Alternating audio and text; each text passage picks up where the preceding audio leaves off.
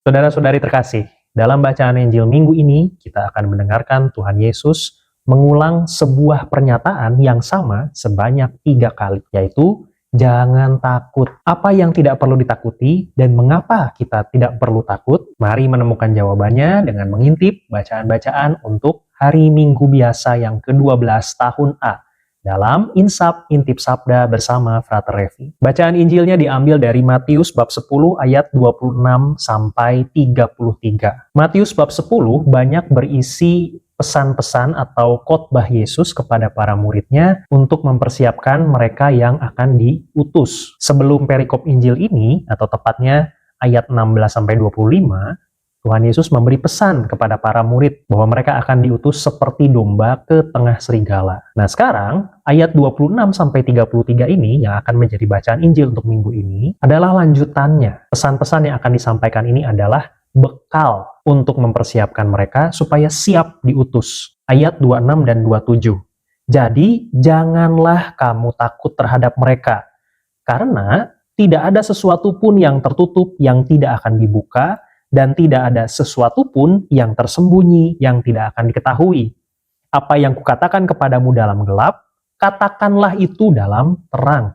Dan apa yang dibisikkan ke telingamu, beritakanlah itu dari atas atap rumah. Seperti yang tadi dikatakan, dalam perikop ini akan ada 3 kali jangan takut. Dan ini adalah jangan takut yang pertama. Apa yang tidak perlu ditakuti? Jangan takut terhadap mereka. Mereka yang dimaksud di sini adalah orang-orang yang mungkin suatu hari akan menganiaya para murid, akan mengancam, akan membenci mereka. Nah, Tuhan meminta supaya para murid tidak takut kepada orang-orang yang mengancam mereka, yang membenci mereka. Lalu Tuhan juga berkata, apa yang kukatakan kepadamu dalam gelap, katakanlah itu dalam terang. Pada masa itu, pengajarannya Tuhan Yesus disampaikan kepada para murid secara privat, secara khusus. Karena pada waktu itu ada banyak tekanan dari berbagai pihak umum. Maka Yesus berkata, apa yang kukatakan sekarang di dalam gelap, maksudnya adalah apa yang dikatakan atau diajarkan oleh Tuhan Yesus secara khusus di dalam kelompok para murid, nanti suatu hari katakanlah dalam terang. Artinya beritakanlah kepada banyak orang secara publik, secara umum. Bahkan tadi dikatakan oleh Tuhan Yesus,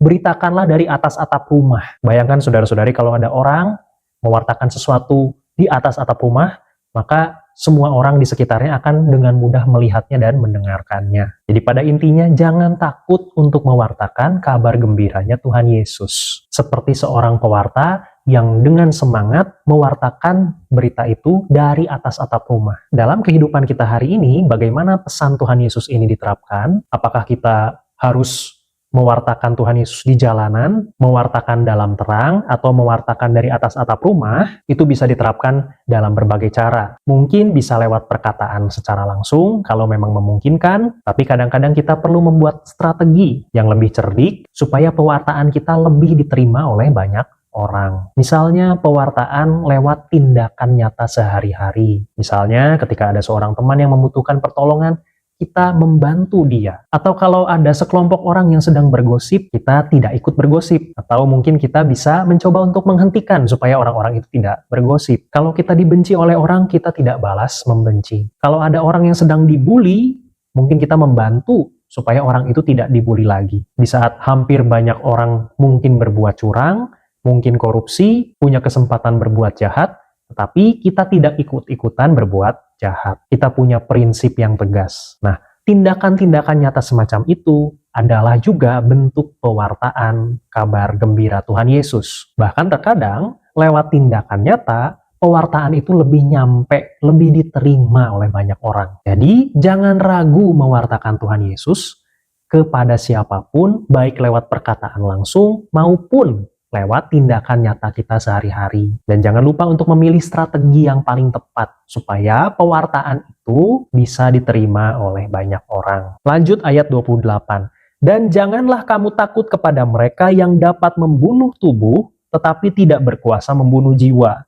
Takutlah terutama kepada Dia yang berkuasa membinasakan baik jiwa maupun tubuh di dalam neraka. Saudara-saudari, ini adalah jangan takut yang kedua. Katanya, jangan takut kepada mereka yang dapat membunuh tubuh, tetapi tidak berkuasa membunuh jiwa. Semua manusia yang ada di dunia ini adalah orang-orang yang mungkin bisa membunuh tubuh, tetapi tidak bisa membunuh jiwa. Yang berkuasa atas tubuh dan jiwa kita hanyalah Allah. Maka jangan sampai kita lebih takut kepada manusia daripada kepada Allah. Tempatkanlah ketakutan kita yang paling mendasar, yang paling mutlak itu kepada Allah, bukan kepada manusia manapun. Yesus tidak sedang mengajari kita untuk berani kepada siapapun secara berlebihan sampai kita melakukan segala sesuatu secara seenaknya. Bukan itu maksudnya Tuhan Yesus. Yang dimaksudkan oleh Tuhan Yesus adalah jangan lupa bahwa di atas segala-galanya, di atas orang yang paling kita takuti di dunia ini, ada Dia yang memiliki kekuasaan mutlak atas kita, berkuasa atas tubuh dan jiwa kita. Dengan demikian, kalau kita sedang berada dalam keadaan takut, terancam, dan seterusnya, jangan lupa untuk berserah kepada Dia yang paling punya kuasa. Berbicaralah dengan Allah, berceritalah kepadanya, serahkanlah hidup kita, karena tidak ada kuasa manapun lagi yang paling berkuasa atas diri kita selain Allah. Maka kepada siapa lagi kita bisa berserah kalau bukan kepada Allah? Lanjutannya, bukankah burung pipit dijual 2 ekor seduit? Namun seekor pun daripadanya tidak akan jatuh ke bumi di luar kehendak Bapamu. Dan kamu, rambut kepalamu pun terhitung semuanya. Sebab itu janganlah kamu takut, karena kamu lebih berharga daripada banyak burung pipit. Nah, ini adalah jangan takut yang ketiga. Tuhan Yesus berkata, bukankah burung pipit dijual 2 ekor seduit? Artinya harga burung pipit ini sangatlah murah. Tetapi meskipun harganya sangat murah, tidak ada 1 ekor pun burung pipit yang akan jatuh di luar kehendak Allah. Apalagi kita yang lebih berharga daripada burung pipit. Maka Tuhan Yesus mengajak kita untuk tidak takut. Karena kita ini sungguh berharga di hadapan Allah, dan Allah mengetahui segala sesuatu tentang kehidupan kita. Tidak ada yang luput dari pandangan Allah. Atau kalau kata pepatah, Tuhan itu tidak pernah tidur. Lalu mungkin kita bertanya, kok Allah diam saja, membiarkan saya susah, membiarkan saya takut? Salah satu jawaban yang paling mungkin adalah bahwa peristiwa yang sedang kita alami hari ini mungkin punya nilai baik untuk diri kita. Tapi kita hari ini belum bisa memahami sepenuhnya. Seperti kata Santo Agustinus, tidak mungkin Allah yang sungguh maha kuasa itu membiarkan sesuatu yang kurang baik terjadi di dunia ini, kecuali Dia bisa mengambil kebaikan dari peristiwa yang kita anggap kurang baik itu. Maka mari kita ikut ajakannya Tuhan Yesus. Kalau burung pipit saja diperhatikan segala sesuatunya oleh Allah, apalagi kita. Maka kita diajak, yuk nggak usah takut. Allah tahu kok apa yang terjadi dalam hidup kita. Kita tidak bisa mengendalikan segala sesuatunya yang ada dalam hidup kita. Maka mari melakukan apa yang bisa kita lakukan, selebihnya kita serahkan kepada Dia yang bisa melakukan segalanya. Ayat 32. Setiap orang yang mengakui aku di depan manusia, aku juga akan mengakuinya di depan Bapa-Ku yang di surga. Tetapi barang siapa menyangkal aku di depan manusia, aku juga akan menyangkalnya di depan Bapa-Ku yang di surga. Jelas ini adalah pesan kesimpulan dari Tuhan Yesus. Barang siapa mengakui Tuhan Yesus di dunia ini, Tuhan Yesus akan mengakui Dia di hadapan Allah Bapa. Seperti yang tadi kita bahas di awal, mengakui Tuhan Yesus, mewartakan Tuhan Yesus, bisa lewat berbagai cara. Bisa dengan pewartaan melalui kata-kata, bisa lewat cerita-cerita kita, sharing kita kepada banyak orang tentang pengalaman-pengalaman iman kita, atau bisa juga lewat tindakan-tindakan nyata, kesaksian hidup kita sehari-hari, teladan-teladan baik yang bisa kita lakukan, dan mungkin itu menginspirasi orang lain, sehingga orang lain pun ikut berbuat baik, karena kebaikan itu bisa menular. Kalau hari ini kita berbuat baik kepada seseorang, ada kemungkinan orang yang menerima kebaikan kita itu akan meneruskan juga kebaikan itu kepada orang yang lebih banyak. Dan kata Tuhan Yesus, orang-orang yang mewartakan Tuhan Yesus akan diakui di hadapan Bapaknya. Sekarang mari kita lanjut ke bacaan pertama dari kitab Nabi Yeremia bab 20 ayat 10-13. Aku telah mendengar bisikan orang banyak, kegentaran datang dari segala jurusan. Adukanlah dia. Kita mau mengadukan dia. Semua orang sahabat karibku mengintai apakah aku tersandung jatuh. Barangkali ia membiarkan dirinya dibujuk sehingga kita dapat mengalahkan dia dan dapat melakukan pembalasan kita terhadap dia. Saudara-saudari terkasih, Yeremia adalah salah satu nabi yang paling getol mengingatkan bangsa Israel bahwa mereka itu hidupnya belum benar, harus dibetulkan. Maka tidak heran kalau Yeremia ini banyak mendapatkan tekanan, banyak mendapatkan ancaman, karena banyak orang tidak suka pada Yeremia. Maka pada ayat yang ke-10 ini kita bisa membaca bahwa Yeremia itu ditekan dari segala arah katanya. Bahkan dia berkata, sahabat karibku mengintai apakah aku tersandung jatuh. Bahkan sampai sahabat dekatnya pun diam-diam memusuhi dia. Menunggu-nunggu. Itu si Yeremia udah jatuh belum ya? Si Yeremia udah mengalami penderitaan belum ya? Lalu ayat 11, tetapi Tuhan menyertai aku seperti pahlawan yang gagah, sebab itu orang-orang yang mengejar aku akan tersandung jatuh. Dan mereka tidak dapat berbuat apa-apa. Mereka akan menjadi malu sekali sebab mereka tidak berhasil, suatu noda yang selama-lamanya tidak terlupakan. Tadi pada ayat ke-10, Yeremia menceritakan bahwa dia ditekan dari segala arah, diancam. Tetapi pada ayat yang ke-11, dia mengatakan dengan berani bahwa meskipun saya diancam dari segala arah, Tuhan melindungi saya seperti pahlawan yang gagah katanya. Dan semua orang yang mengejar Yeremia tersandung jatuh karena Yeremia dilindungi oleh Allah. Yeremia ini sudah mempraktikkan apa yang dipesankan oleh Tuhan Yesus. Jangan takut kepada orang-orang yang mengintai kamu, yang membenci kamu. Persis itulah yang dilakukan oleh Yeremia. Dan meskipun banyak orang membenci dia karena dia menegakkan kebenaran, menegakkan keadilan, Yeremia tidak gentar karena ia yakin Allah menyertai dia. Dan karena dia tahu betul yang diperjuangkannya adalah sesuatu yang baik. Inilah contoh orang yang punya prinsip. Berbanggalah kalau hari ini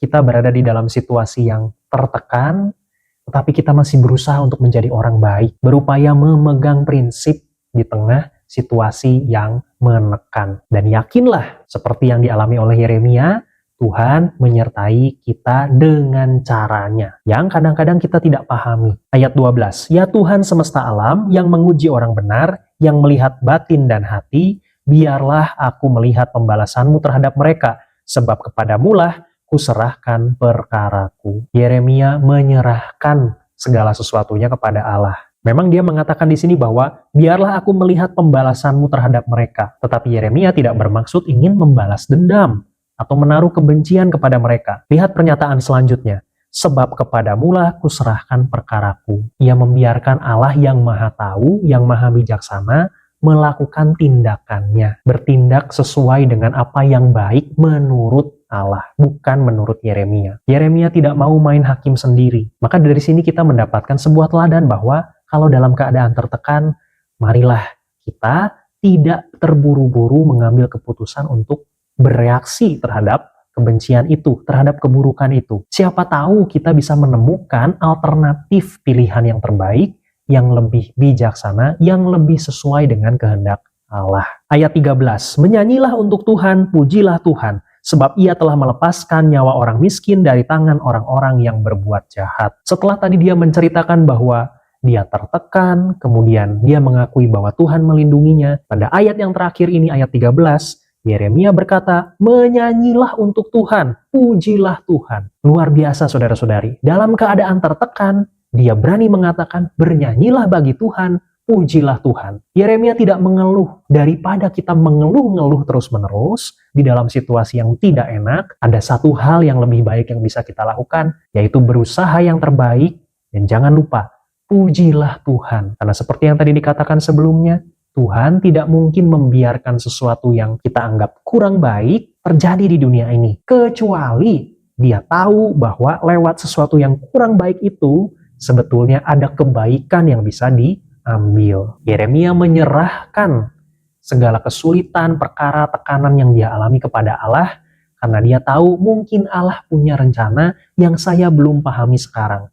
Tetapi dia meyakini satu hal bahwa Allah selalu menyertai dia. Allah memperhatikan hidupnya. Seperti tadi kata Tuhan Yesus, burung pipit saja yang harganya sangat murah diperhatikan oleh Allah. Tidak mungkin kita yang sungguh berharga di hadapan Allah ini tidak diperhatikan olehnya. Allah itu selalu bisa diandalkan, saudara-saudari. Kalau kita tidak berserah kepada Allah, mau berserah kepada siapa lagi? Hanya Dia yang punya kekuatan paling mutlak di atas segala sesuatu. Sekarang mari kita berlanjut ke bacaan kedua. Dari Roma bab 5 ayat 12-15. Sebab itu sama seperti dosa telah masuk ke dalam dunia oleh satu orang, dan oleh dosa itu juga maut. Demikianlah maut itu telah menjalar kepada semua orang karena semua orang telah berbuat dosa. Di sini Paulus mengatakan, sama seperti dosa telah masuk ke dalam dunia oleh satu orang. Siapakah satu orang yang dimaksud di sini? Itu adalah Adam. Paulus ingin merujuk kepada peristiwa yang terjadi dalam kitab Kejadian bab 3, yaitu kisah kejatuhan manusia. Dan dosa yang dilakukan oleh Adam itu menyebabkan maut, menyebabkan kematian. Lanjutannya, sebab sebelum hukum Taurat ada, telah ada dosa di dunia. Tapi dosa itu tidak diperhitungkan kalau tidak ada hukum Taurat. Sungguh pun demikian, maut telah berkuasa dari zaman Adam sampai kepada zaman Musa, juga atas mereka, yang tidak berbuat dosa dengan cara yang sama seperti yang telah dibuat oleh Adam, yang adalah gambaran Dia yang akan datang. Paulus ingin menjawab pertanyaan, apakah dosa itu baru ada setelah hukum Taurat, setelah Musa menerima hukum Taurat dari Allah? Jawabannya tidak. Buktinya, sebelum Musa menerima hukum Taurat pun, manusia sudah dikuasai oleh kematian, sudah dikuasai oleh maut. Dari zamannya Adam sampai Musa, dosa sudah menguasai manusia. Dan manusia-manusia yang berdosa ini dikuasai maut. Pernyataan penting dalam ayat 13 dan 14 ini adalah akhir dari ayat 14. Adam yang adalah gambaran Dia yang akan datang. Siapakah Dia yang akan datang itu? Dia adalah Tuhan Yesus. Mengapa kok Adam disandingkan dengan Tuhan Yesus? Karena dua pribadi ini adalah dua pribadi yang mewakili manusia. Adam adalah perwakilan manusia yang berdosa, sementara Tuhan Yesus adalah pribadi yang mewakili manusia untuk membayar utang dosa itu. Maksudnya apa? Mari kita lihat ayat selanjutnya supaya lebih jelas. Tetapi karunia Allah tidaklah sama dengan pelanggaran Adam. Sebab jika karena pelanggaran satu orang, semua orang telah jatuh di dalam kuasa maut, jauh lebih besar lagi kasih karunia Allah dan karunia-Nya yang dilimpahkannya atas semua orang karena satu orang, yaitu Yesus Kristus. Dosa Adam menyebabkan kita semua manusia dikuasai oleh dosa dan dikuasai oleh maut. Akan tetapi, Tuhan Yesus adalah firman Allah yang menjadi manusia dan mewakili seluruh umat manusia untuk menebus kesalahan itu. Seharusnya yang menebus dosa itu adalah kita. Tapi karena kita tidak akan bisa menebus dosa kepada Allah, maka Tuhan Yesus yang adalah Allah mewakili kita semua. Mewakili saya, mewakili Anda, mewakili semua orang yang berdosa ini. Dia mewakili kita untuk memperbaiki relasi kita dengan Allah melalui kematiannya di kayu salib. Dan hal penting yang disampaikan oleh Paulus di sini adalah bahwa kasih karunia Allah jauh lebih besar dibandingkan dengan pelanggaran yang dilakukan oleh Adam. Artinya, daya pemulihan yang dihasilkan oleh penebusannya Tuhan Yesus di salib itu jauh melampaui daya rusak yang diakibatkan oleh dosanya Adam. Penebusannya Tuhan Yesus itu berhasil memulihkan dosa kita, memulihkan relasi kita dengan Allah kembali yang sebelumnya rusak karena dosa. Dengan kata lain, Tuhan Yesus sudah membayarkan utang dosa kita kepada Allah. Sebagai orang-orang yang sudah dibayari hutangnya, apa yang bisa kita lakukan? Kalau kita tahu diri, kalau kita tahu berterima kasih, maka kita akan melakukan hal-hal yang baik seturut apa yang dikehendaki oleh Dia, Sang Penebus itu. Mari kita menyatukan diri dengan Sang Penebus, dengan Sang Pemenang yang sudah membayarkan hutang dosa kita. Mari kita mewartakan namanya, dan jangan takut untuk mewartakan namanya seperti yang tadi disampaikan olehnya di dalam bacaan Injil. Dengan cara cerdik apapun yang bisa kita lakukan, tentunya kita bisa mempertimbangkan cara-cara yang cerdik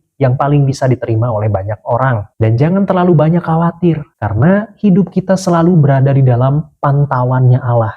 Kita selalu dimonitor oleh Allah. Dia tidak pernah tidur. Burung pipit yang harganya murah saja diperhatikan oleh Allah, apalagi kita. Sebagai orang-orang yang sudah ditebus, mari kita tahu diri, tahu berterima kasih, melakukan yang terbaik yang bisa kita upayakan demi kemuliaan namanya.